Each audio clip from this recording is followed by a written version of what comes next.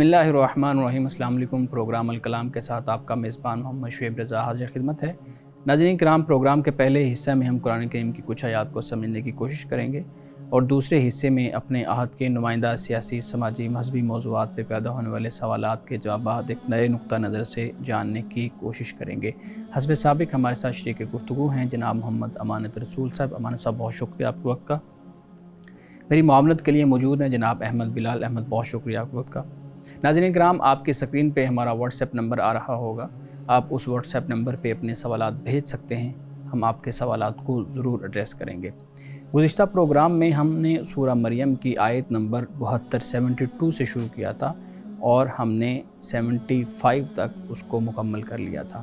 آج 76 سے جو مضمون شروع ہو رہا ہے اس پہ ہم نے بات کرنا ہے۔ میں جناب امانت رسول صاحب سے گزارش کروں گا اپنی گفتگو کا آغاز کیجیے گا۔ بسم اللہ الرحمن الرحیم۔ ناظرین کرام، کل ہم نے کفار کے حوالے سے بات کی تھی کہ اللہ سبحانہ و تعالیٰ انہیں ڈھیل دیتا ہے اور اپنی اس ڈھیل کو وہ کامیابی خیال کر لیتے ہیں۔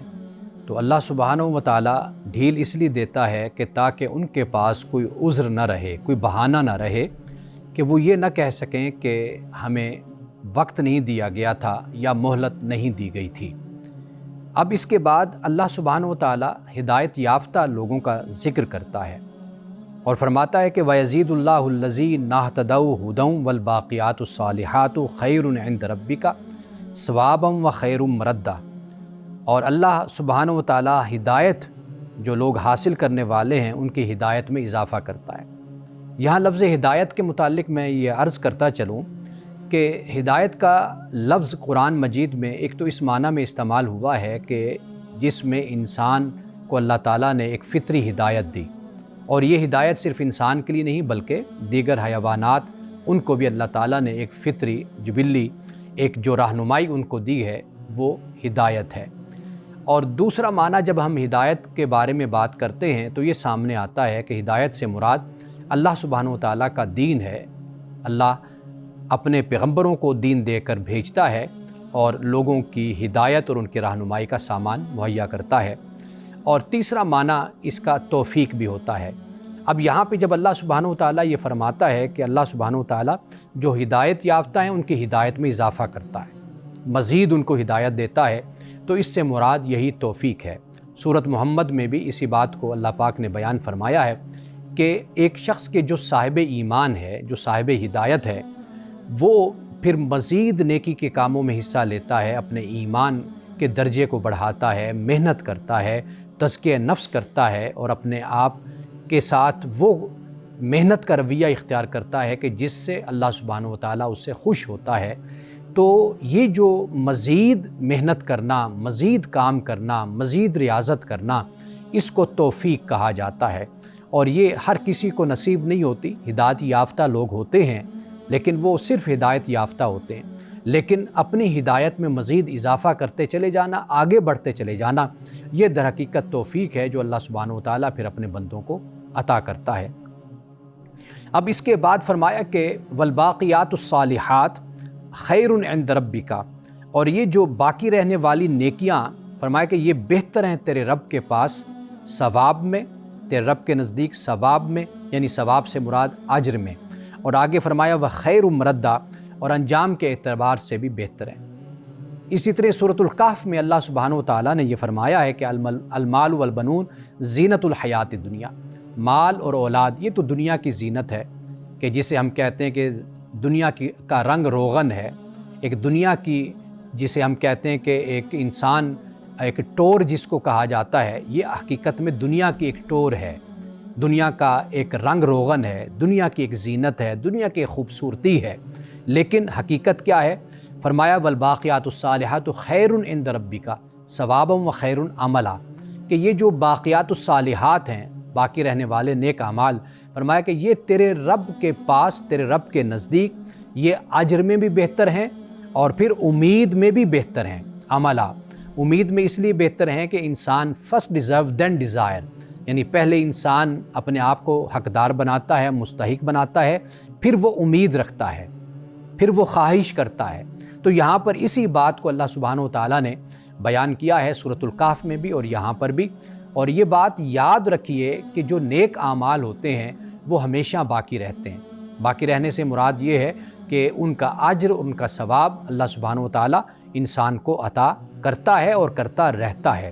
اب اس کے بعد فرمایا کہ افرأیت الذین کفر بآیاتنا، کیا تو نے اس شخص کو دیکھا ہے کہ جس نے ہماری آیتوں کا انکار کیا، وقال لأوتین مالا وولدا، اور کہا کہ مجھ کو مال اور اولاد مل کر رہیں گے۔ ناظرین کرام، اس کے پیچھے کہا جاتا ہے کہ واقعہ ہے، اور وہ واقعہ یہ ہے کہ ایک صحابی تھے اور ان کو پیسے دینے تھے، ایک شخص نے ان کی رقم کو واپس کرنا تھا۔ اب وہ رقم اس شرط پر واپس کرنے کے لیے تیار ہوا کہ آپ اسلام کو چھوڑ دو، محمد رسول اللہ صلی اللہ علیہ وسلم کا انکار کر دو۔ تو اس صحابی نے کہا نہیں، میں انکار نہیں کروں گا۔ تو اس نے کہا کہ پھر تم مجھ سے آخرت میں لے لینا اپنے پیسے، اور یعنی یہ بات استہزاء کے انداز میں اور مذاق کے انداز میں کہی۔ اور جب یہ کہا تو پھر ساتھ یہ بھی کہہ دیا کہ لأوتین مالا وولدا، وہاں پر مجھے مال بھی دیا جائے گا اور مجھے اولاد بھی دی جائے گی۔ مطلب یہ ہے کہ یہاں پر پھر پیسے میں تمہیں نہیں دیتا، آخرت میں تمہیں دوں گا، اس لیے کہ جیسے دنیا میں میرے پاس مال اور دولت اور اولاد سب کچھ ہے، اسی طرح آخرت میں بھی ہوگا۔ وہاں کون سا کوئی میں کنگلا ہوں گا یا میرے پاس کوئی پیسہ نہیں ہوگا، تو وہاں پر پھر میں تم کو دے دوں گا۔ یعنی یہ ایک استہزاء کا اور مذاق کا اور تمسخر کا انداز تھا جو اس شخص نے مسلمان کے ساتھ کیا تھا۔ تو اللہ سبحانہ و تعالیٰ نے یہاں پر اسی بات کو بیان کر دیا کہ یہ سب جھوٹی باتیں ہیں اور یہ غلط قسم کی خود اعتمادی ہے، اور جو اس شخص نے اپنے اندر پیدا کر لی ہے، اور یہ جھوٹی خود اعتمادی اس کے کام آنے والی نہیں ہے۔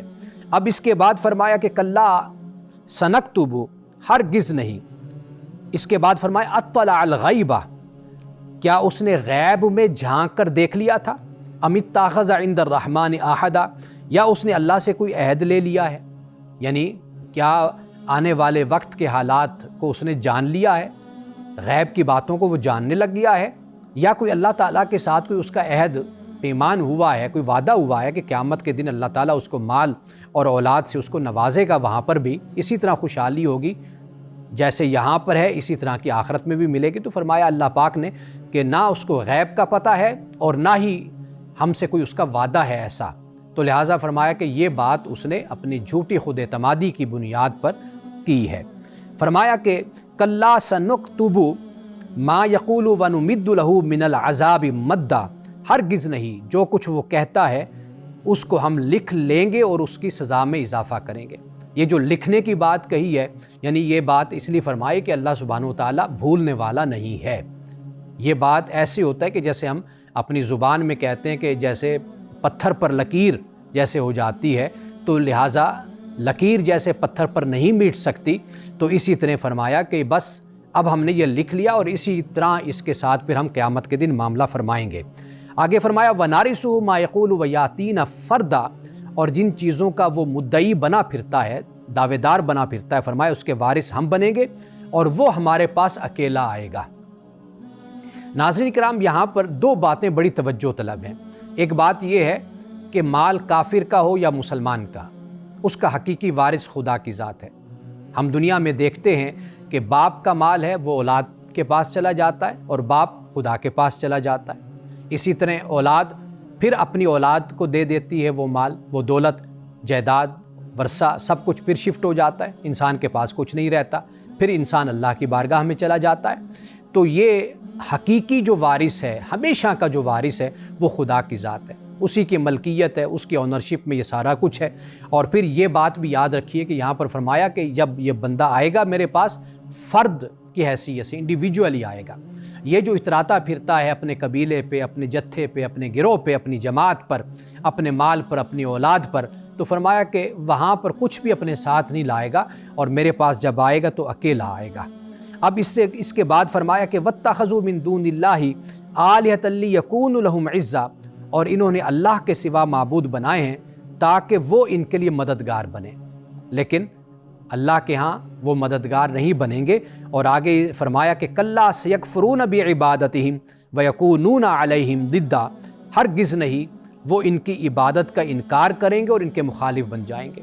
یعنی جن کی یہ عبادت کرتے ہیں، پوجا کرتے ہیں اور جن کو اللہ کا شریک ٹھہراتے ہیں، مشرک بن جاتے ہیں، ان کا حال قیامت کے دن یہ ہوگا کہ وہ ان سے بیزاری کا اعلان کریں گے اور وہ ان کی عبادت کا انکار کریں گے، ان کی حمایت کرنے کے بجائے یا ان سے منہ پھیرنے کے بجائے بلکہ مخالفت کریں گے، اور اللہ سے یہ کہیں گے کہ اے اللہ، ان کو ہم نے یہ نہیں کہا تھا، انہوں نے خود ہی ہمیں شریک ٹھہرایا تھا، انہوں نے خود ہمیں معبود بنایا تھا، ہمیں خود ہی اپنے ظن اور گمان کی بنیاد پر، کسی علم کی بنیاد پر نہیں، ہمیں اپنا معبود بنا کر ہماری انہوں نے پوجا شروع کر دی تھی۔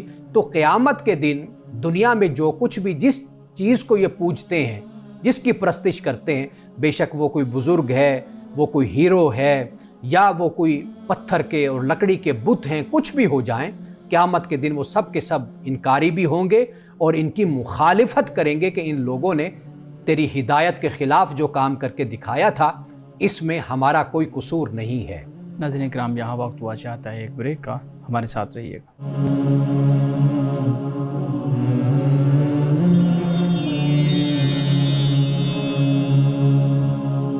ویلکم بیک ناظرین، امان صاحب بہت شکریہ، آپ ان چیزوں کا بیان بہت تفصیل سے کر رہے تھے کہ جو ایک زندگی ہے آخرت کی، مرنے کے بعد کی۔ امان صاحب، جب ہم دیکھتے ہیں جو آیت آپ نے آخری پڑھی تھی اور پھر اس کا آج کے پروگرام میں بھی اس کا حوالہ دیا کہ خدا جو گمراہ ہیں ان کو، ان کی جو رسی ہے اس کو دراز کرتا ہے، ڈھیل دیتا ہے تاکہ وہ اپنی گمراہی میں پڑے رہیں۔ اچھا، یہاں پہ پھر ہمارے ہاں جو ہمارے اسلاف ہیں ان کے اندر بھی اس طرح سے ابحاث جو ہے نا وہ ہوتی رہی ہیں۔ آج کل کے دور میں بھی لوگ اس چیز کو موضوع بحث بناتے ہیں۔ ایک سوال میں آپ کے سامنے رکھوں گا، آپ اس پہ بات کیجئے گا۔ کہتے ہیں جی اگر اللہ تعالیٰ عادل ہے اور عدل اور انصاف کی بنیاد پہ آخرت کا سارا معاملہ ہوگا، تو پھر یہ جو گمراہ ہیں ان کو ڈھیل کیوں دی جاتی ہے، ان کو مہلت کیوں دی جاتی ہے، جبکہ اللہ تعالیٰ کو یہ بھی معلوم ہے کہ جیسے جیسے ان کو مہلت ملے گی ان کے گناہوں میں مزید اضافہ ہوگا، تو پھر اللہ رب العزت ان کو جو مہلت دینا ہے وہ بند کیوں نہیں کر دیتا؟ دیکھیے، مہلت، مدت اور ڈھیل دینا وہ اس مقصد کے لیے نہیں ہوتی کہ یہ اور گناہ کریں۔ اس کی وجہ یہ ہے کہ ان کا یہ اعتراض اور یہ عذر ختم کر دینا مقصود ہوتا ہے کہ وہ یہ نہ کہیں کل قیامت کے دن کہ ہمیں وقت نہیں دیا گیا۔ آپ اگر تھوڑا سا اس کو لاجیکلی آپ دیکھیں گے نا تو دنیا میں بھی ہمارا معاملہ ایسا ہی ہوتا ہے۔ اگر آپ کسی کو وقت دیے بغیر اگر آپ یہ کہتے ہیں کہ بھئی آپ یہ کام کریں، تو وہ کہے گا جی آپ نے مجھے وقت نہیں دیا، آپ مجھے وقت دیں۔ جو فیصلہ کن صورتحال ہوتی ہے نا، اس کے لیے وقت دینا ازحد ضروری ہوتا ہے۔ ایک بات یہ ہے۔ دوسری بات یہ ہے کہ سزا جب آپ کسی کو دیتے ہیں نا تو اس سزا کے لیے مہلت دی جاتی ہے، اس کو اختیار دیا جاتا ہے۔ اللہ تعالیٰ نے انسان کو با اختیار بنایا ہے، قرآن مجید نے اس کو بھی بیان کیا، اِنَّا ہَدَيْنَاهُ السَّبِيلَ إِمَّا شَاكِرًا وَإِمَّا كَفُورًا۔ دونوں راستے انسان کو اللہ نے دکھا دے دیے، وَهَدَيْنَاهُ النَّجْدَيْنِ۔ اب معاملہ یہ انسان کا ہے کہ وہ اچھائی کے راستے پر چلتا ہے یا وہ برائی کے راستے پر چلتا ہے، دونوں راستے ہیں۔ تو جب سزا دی جاتی ہے، ایک نظام بنایا جاتا ہے، تو اس میں ہمیشہ مہلت دی جاتی ہے، چھوڑا جاتا ہے۔ کیوں؟ ایک تو وہ اپنے اختیار کے بارے میں معلوم ہو جائے کہ یہ اپنے اختیار کو کیسے استعمال کرتا ہے۔ دوسری صورت یہ ہے کہ کل وہ اس بات کا بہانہ نہ بنا سکے، یہ نہ کہہ سکے کہ اگر آپ نے مجھے وقت دیا ہوتا تو میں اپنے آپ کو بہتر کر لیتا، میں پلٹ آتا، واپس آ جاتا، اسلام قبول کر لیتا، مومن بن جاتا، گناہوں سے باز آ جاتا۔ تو یہ جو مہلت دینا ہے وہ در حقیقت اس مقصد کی خاطر ہوتا ہے۔ یہاں پہ میں ایک بات کرنا چاہتا ہوں سر، آپ نے یہ تو بڑا بہترین بتایا کہ اللہ تبارک و تعالیٰ ڈھیل دیتا ہے، یعنی یہ نہیں ہوتا کہ ایک بندہ گناہ کرے اور اس پہ کوئی عذاب آ گیا اور فوراً سے اس کی جان لے لی گئی، بلکہ اس کو ڈھیل دی جاتی ہے، وقت دیا جاتا ہے۔ لیکن ایک سوال لوگ یہ بھی کرتے ہیں کہ جب اللہ تبارک و تعالیٰ کو پہلے سے علم ہے کہ اس نے مزید گمراہ ہونا ہے تو پھر ڈھیل کہے گی، کس بات کی؟ یعنی جب معلوم ہے کہ اس نے توبہ نہیں کرنی، ہدایت کی طرف نہیں آنا، تو پھر ڈھیل کیوں دی جاتی ہے؟ دیکھیے، بات یہ ہے کہ ہمیں دو ڈومینز جو ان سی ہیں نا ان کو علیحدہ رکھنا ہوگا۔ جی۔ ایک ڈومین ہے خدا کی، خدا کے علم کی، ہم اس میں کوئی مداخلت نہیں کر سکتے۔ جب ہم اس ڈومین میں جاتے ہیں نا اور ہم اس طرح سوچتے ہیں کہ جس طرح ہمارے پاس سارے اختیارات موجود ہیں، ہم فیصلہ بھی کر سکتے ہیں، ہم علم بھی حاصل کر سکتے ہیں، سب کچھ ہمارے پاس ہے، وہاں سے پھر یہ اعتراضات اور یہ سوالات اٹھنا شروع ہو جاتے ہیں۔ دو ڈومین کو علیحدہ رکھیں، ایک ڈومین ہے خدا کی، ایک ڈومین ہے بندے کی۔ بندے کو جس چیز کا حکم دیا گیا یا جو اختیار اس کو دیا گیا، وہ اختیار اس کو یہ دیا گیا ہے کہ وہ اپنی ڈومین میں رہتے ہوئے ایک تو کوشش کو کبھی ترک نہ کرے، یہ اس کے اختیار میں ہے، ایک بات۔ دوسرا یہ کہ جو اس کو احکام دیے گئے ہیں وہ ان احکام پر عمل کرے، ان کا پیروکار بنے۔ انسان کی ڈومین یہ ہے، وہ خدا کی ڈومین ہے، خدا کا علم ہے کیا معاملہ ہے کیا معاملہ نہیں ہے۔ ہمارا اختیار، ہماری قدرت وہ یہاں پر قائم ہوتی ہے کہ جب ہم اپنے دائرہ کار میں اپنی صحت کے ساتھ، اپنی عقل کے ساتھ اور اپنی سمجھ کے ساتھ، اپنی بلوغت کے بعد اپنی زندگی جو گزارتے ہیں اس کا جو نقشہ ہم بناتے ہیں، اس نقشے کا اختیار کلی طور پر ہمارے پاس ہے۔ یعنی مثال کے طور پر آپ دیکھیے، آپ دنیاوی معاملات کو اپنے اختیار کے ساتھ کرتے ہیں، آپ نے کس یونیورسٹی میں جانا ہے، آپ نے کہاں پر تعلیم حاصل کرنی ہے، کیا تعلیم حاصل کرنی ہے، آپ اپنے معاملات زندگی کو بہت بہتر طریقے سے چلانا چاہیں تو آپ چلاتے بھی ہیں، چلا بھی سکتے ہیں، آپ کو اختیار ہے۔ تو جہاں آپ کا اختیار ہے وہ یہی ہے، اسی چیز کو آپ اپلائی کر لیجئے ایمان پر، اسی کو اپلائی کر لیجئے آپ اعمال صالحہ پر۔ آپ کو اختیار ہے کہ آپ اٹھ کر ایک اچھا کام کرنا چاہتے ہیں آپ کر لیجئے، نہیں کرنا چاہتے تو آپ کو کوئی زبردستی پکڑ کر نہیں کرواتا۔ تو وہ جو ایریا ہے نا وہ خدا کا ہے کہ آپ کا مستقبل، آپ کا حال، آپ کا اگلا زمانہ وہ کیا ہونا ہے کیا نہیں ہونا، اس میں ہم جائیں گے تو پھر یہ سوالات اٹھنا شروع ہو جائیں گے۔ ہمیں اپنی ڈومین میں، اپنی حیثیت میں رہ کر جو ہم پر لازم ہے، فرض ہے، جو ہمیں حکم دیا گیا ہمیں وہ پورا کرنا چاہیے۔ اسی لیے یہ بھی کہا گیا ہے کہ تقدیر کے متعلق جو اس طرح کے سوالات ہیں ان سے اسکیپ کرنا چاہیے، بندے کو دور رہنا چاہیے۔ دیکھیے تقدیر سمپل اور سادہ جو قرآن مجید نے بیان کیا ہے، رسول اللہ صلی اللہ علیہ وسلم کے حدیث میں ہمیں اس کی ممانعت ملتی ہے۔ اس کی وجہ یہ ہے کہ جب آپ ان سوالات کی طرف جاتے ہیں تو انسانی ذہن ہے نا، آپ 10,000 باتیں اور بیان کریں گے، جواب ایک دیں گے تو دوسرا سوال آ جائے گا، سوال در سوال پیدا ہونا شروع ہو جاتے ہیں۔ قرآن مجید نے سمپل اور سادہ تقدیر کو بیان کیا، وہ یہ ہے کہ اللہ سبحانہ و تعالیٰ نے انسان کا ایک پیمانہ، ایک قدر بنا دی ہے۔ اس کائنات میں بھی وہ پیمانہ، وہ تقدیر موجود ہے، وہ انسان کی ذات کے حوالے سے بھی موجود ہے کہ آپ کو ایک صلاحیت دے کر اللہ تعالیٰ نے پیدا کیا ہے، ایک اہلیت دے کر آپ کو دنیا میں اتارا ہے، ایک وقت اللہ نے آپ کو دیا ہے، ایک زندگی آپ کو دی ہے، یہ آپ کی تقدیر ہے۔ بالکل۔ اب اگر انسان تقدیر کو اس طریقے سے سمجھنا چاہے جو فلسفر نے بیان کیا اور انسانی تاریخ میں جو یہ بحثیں موجود ہیں، تو اس سے تو آج تک کوئی نتیجہ پھر اخذ نہیں ہو سکتا۔ ہمارے ہاں تقدیر کا جو کانسیپٹ ہے وہ بڑا الگ قسم کا ہمارے ہاں پایا جاتا ہے، اس پہ ہم نے ایک پروگرام میں جو ہے نا خاص طور پہ بات بھی کی تھی بڑی تفصیل سے۔ اچھا مولانا صاحب، یہ جو بحث بلال صاحب جس پہ بات کر رہے ہیں، میں جس پہ بات کر رہا ہوں، یہ بحث بہت پرانی ہے اور آج کے دور میں بھی نوجوانوں کے ذہن میں اسی طرح کے سوالات آتے ہیں۔ ہم دیکھتے ہیں کہ جو ارلی ٹائم پیریڈ ہے اسلامی حکومتوں کا، اس کے اندر بھی اسی طرح سے سوالات ہمارے سامنے آتے رہے ہیں، علم کلام کے بحث آتی رہی ہیں۔ سوال میرا یہ ہے کہ ہمارے ہاں آج مدارس میں دیکھ لیں، یونیورسٹیز میں دیکھ لیں، علم الکلام کے جو ابحاث ہیں وہ بہت لمیٹیڈ ہیں اور میرے خیال میں ان کو بہت بہتر طریقے سے پڑھایا بھی نہیں جاتا۔ تو آپ کیا سجیسٹ کرتے ہیں کہ جو قدیم علم الکلام ہے، کیا وہ ابحاث ریلیونٹ ہو گئی ہیں یا ان کو یونیورسٹیز کے اندر، مدارس کے اندر پڑھانا چاہیے؟ دیکھیے افسوس ہے کہ فلسفہ بھی خارج کر دیا گیا ہے، خاص طور پر اہل سنت کے مدارس میں سے۔ اس کی بڑی اہمیت ہے فلسفے کی، اور اگر آپ فلسفہ نہیں پڑھتے تو آپ آج کے دور میں، بلکہ ہر دور میں، آپ جو عقلی ابحاث ہیں اور جس طریقے سے آپ نے مذہب کو بیان کرنا ہے اور مذہب کے مبادیات کو آپ نے جس طریقے سے پہنچانا ہے، اس کا ابلاغ کرنا ہے، اس میں پھر آپ بہت زیادہ کمزور رہتے ہیں۔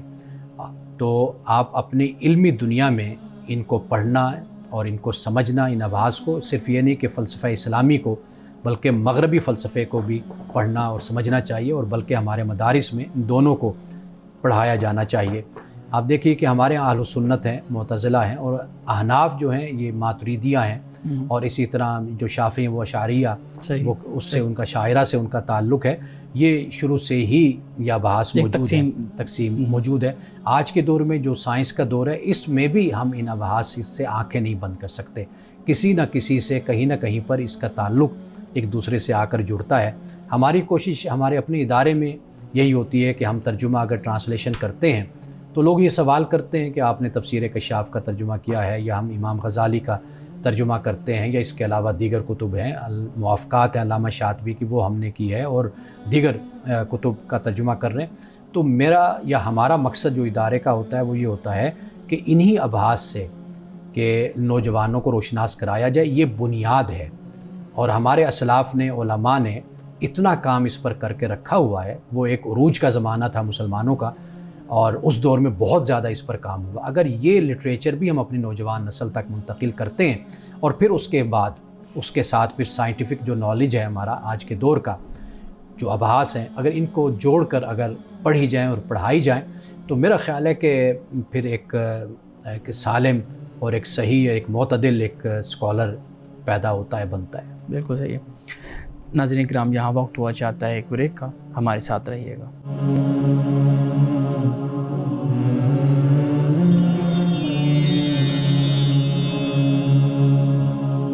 ویلکم بیک ناظرین۔ امان صاحب، ہم بات کر رہے تھے علم الکلام کی جو جدید اور قدیم ابحاث ہیں ان کو پڑھانا چاہیے نہیں پڑھانا چاہیے۔ میں واپس وہ آیات جو ہم نے جن کی آج تلاوت کی ہے، جن کا مفہوم سمجھا، اس پہ آؤں گا۔ باقیات الصالحات پہ بات ہوئی۔ جی اچھا، جب ہم دیکھتے ہیں نیک اعمال، ہمارے ہاں تو اس کو نیک اعمال کیسے ہی سمجھا جاتا ہے، جب نیک اعمال دیکھتے ہیں تو ایک شخص جو روزی کما رہا ہے، ایک شخص جو اپنی ڈیوٹی پوری کر رہا ہے، ایک شخص اپنی ملازمت کر رہا ہے، بزنس کر رہا ہے، اگر اس کے ذہن میں یہ نیک اعمال کا جو کانسیپٹ ہے اگر میں آپ کے سامنے رکھوں تو وہ یہ ہے کہ آپ اپنے ٹائم سے، اپنے بزنس سے، اپنی جاب سے کوئی 2 گھنٹے نکال لیں گے، مسجد میں جائیں گے، باقاعدہ طور پہ نوافل ادا کریں گے، کوئی صدقات و خیرات الگ سے کریں گے، تو پھر ہی نیک اعمال آپ کے اعمال نامہ کے اندر شامل ہوں گے اور لکھے جائیں گے۔ ہمارے ہاں یہ کانسیپٹ پایا جاتا ہے۔ آپ بیان کیجئے گا، کیا رزق کمانا نیک عمل نہیں ہے؟ کیا ایک شخص اگر اپنی ڈیوٹی پوری کر رہا ہے، چاہے گارڈ ہے، وہ 8 گھنٹے 10 گھنٹے جو بھی اس کی ڈیوٹی ہے وہ پوری کرتا ہے، کیا وہ بھی باقیات الصالحات کے اندر شامل ہوں گے؟ دیکھیے، آپ حسن نیت کے ساتھ، اخلاص کے ساتھ آپ جو کام بھی کرتے ہیں وہ باقیات الصالحات میں ہی اس کا شمار ہوتا ہے۔ ٹھیک، یعنی مثال کے طور پر استاد پڑھا رہا ہے، وہ پڑھانا بھی اس کا باقیات الصالحات میں ہے۔ کوئی شخص ڈاکٹر ہے، وہ خدمت خلق کرتا ہے، وہ باقیات الصالحات میں ہے۔ کوئی شخص دکان پر بیٹھتا ہے، حلال کماتا ہے، محنت کرتا ہے، وہ بھی باقیات الصالحات میں ہے۔ آپ اپنی زندگی اس انداز سے گزارتے ہیں کہ جس میں فرما برداری ہے، صالحیت ہے، نیکی ہے، آپ ان باتوں پر عمل کرتے ہوئے زندگی گزار رہے ہیں، ان اعمال پر، احکام پر، تو یہ سارے باقیات الصالحات ہیں۔ یعنی اس کا دائرہ آپ ہرگز محدود نہیں کر سکتے کہ بھی آپ یہ کہہ لیجئے کہ یہ تو باقیات الصالحات ہے اور یہ باقیات الصالحات نہیں ہے۔ تو لہٰذا یہ ہمیں لوگوں کو بات سمجھانی اور بتانی چاہیے کہ ایک مروجہ جو سوچ ہمارے یہاں کام کرتی ہے وہ یہی ہوتی ہے۔ لوگ سمجھتے ہیں کہ یہ میں کروں گا تو یہ تو باقیات الصالحات ہو گئی۔ ہاں، ایک علیحدہ بات یہ ہوتی ہے کہ آپ کے وقت کا تقاضا کیا ہے۔ یعنی مثال کے طور پر نماز کا وقت ہے تو آپ نماز پڑھیں گے، فرض نماز ہے۔ اب آپ فرض نماز پڑھنے کے بجائے قرآن کی تلاوت کرنے بیٹھ جائیں۔ فرض نماز کا وقت ہے تو آپ کہیں جی کوئی بات نہیں ہے، میں انسانیت کی خدمت کر رہا ہوں، تو وہ بھی بڑا اجر کا کام ہے، بڑا نیکی کا کام میں کر رہا ہوں۔ تو یہ نہیں ہے باقیات الصالحات۔ نماز کا جو وقت ہے آپ اس وقت نماز کو ادا کرتے ہیں۔ جب آپ اپنے معاشرے میں غربت اور مفلسی اور تنگ دستی دیکھتے ہیں تو آپ اپنی دولت کے منہ کو کھول دیتے ہیں، آپ لوگوں کو غربت اور افلاس سے اور مفلسی سے نکالتے ہیں، لوگوں کو تعلیم دیتے ہیں۔ تو باقیات الصالحات کو یہ ضرور دیکھنا چاہیے کہ وقت کس چیز کا ہم سے تقاضا کر رہا ہے، ہمیں وہ کام کرنا چاہیے۔ یعنی مثال کے طور پر ایک شخص ہے، اس کی اولاد کو ضرورت ہے اس کی، وہ اپنی اولاد کو وقت دینے کے بجائے، ان کی تربیت کرنے کے بجائے وہ اپنا گھر چھوڑ کر کئی دنوں کے لیے، مہینوں کے لیے باہر چلا جاتا ہے۔ وہ کہتا ہے جی میں دین کی خدمت کر رہا ہوں۔ تو یہ باقیات الصالحات نہیں ہے۔ اس وقت اس کے لیے جو باقیات الصالحات ہے وہ اس کے بچوں کی اچھی تربیت ہے، اپنے گھر پہ توجہ کرنا ہے اور ان کی خدمت کرنا ہے، ان کی تربیت اور ان کے لیے حلال رزق کمانا ہے۔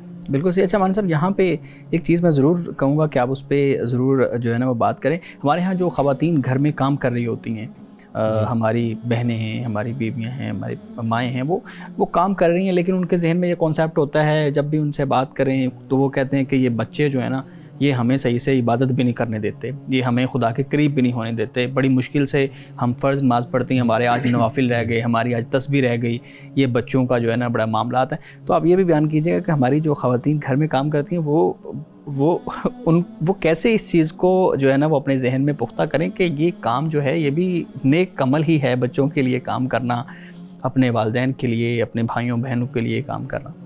دیکھیے، ماں جو ہے نا، اس کی پہلی ذمہ داری اس کی اولاد ہوتی ہے. صحیح.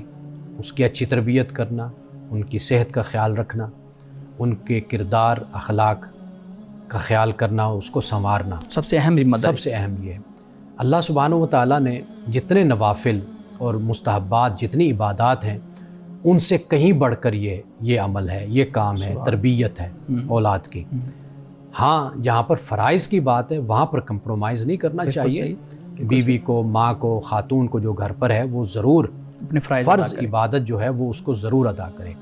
باقی عبادات کے لیے اپنے آپ کو اس طرح پریشان نہ کرے کہ شاید میرا ثواب میں کمی ہو رہی ہے، یا میں یہ کام نہیں کر پا رہی تو اس سے میرا ثواب مجھے نہیں مل رہا، یا اللہ مجھ سے راضی نہیں ہوگا. اللہ اسی سے ہی راضی ہے کہ آپ اس کی مخلوق کی خدمت کریں، اپنے بچوں کی خدمت کریں، ان کی اچھی تربیت کریں، لیکن فرائض کی پابندی وہ آپ جاری رکھیں.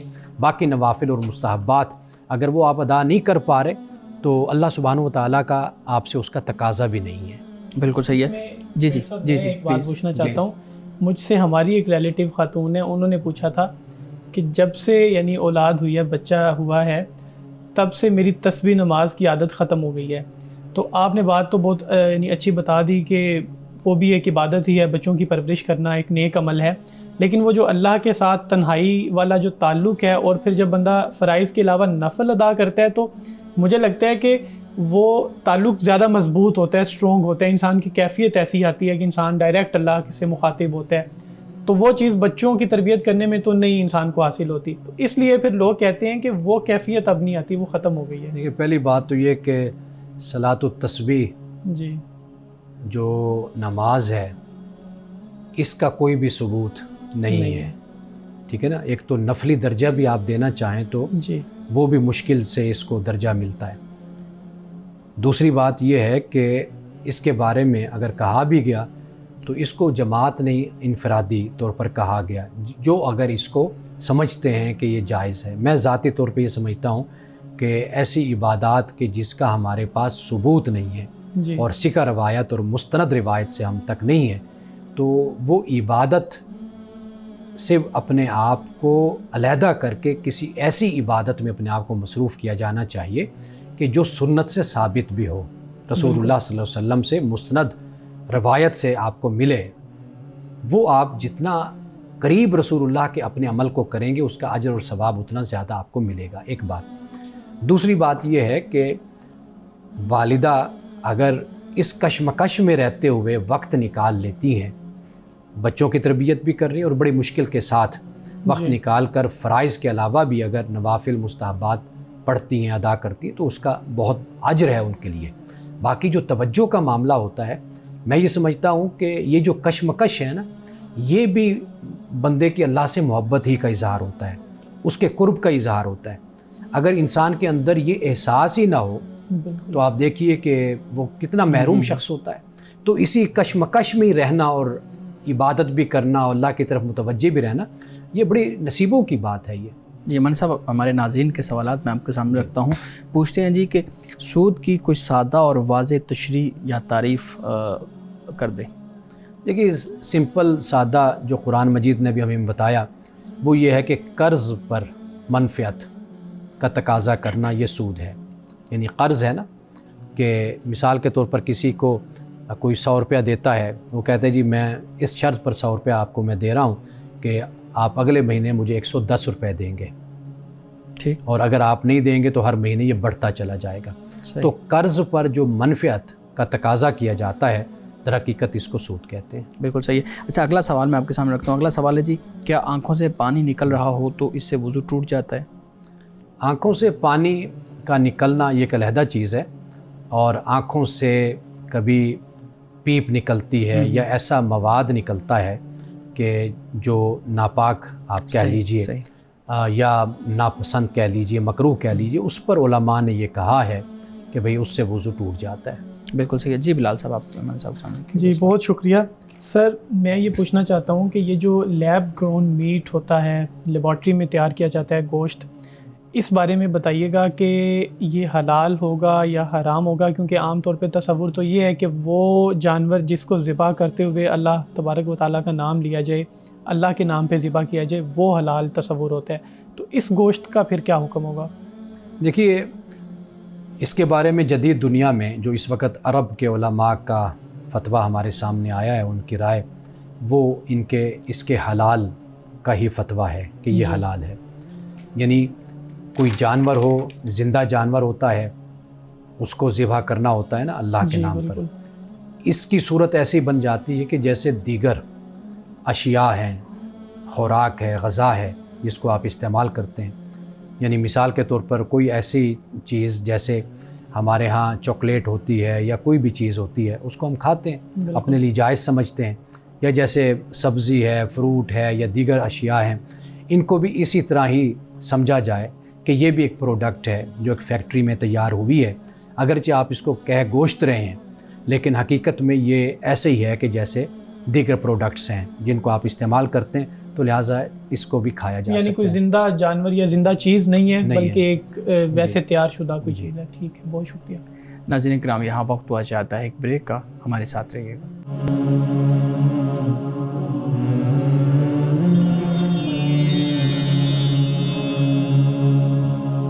ویلکم بیک ناظرین۔ جی بلال صاحب، آپ سوال کر رہے تھے۔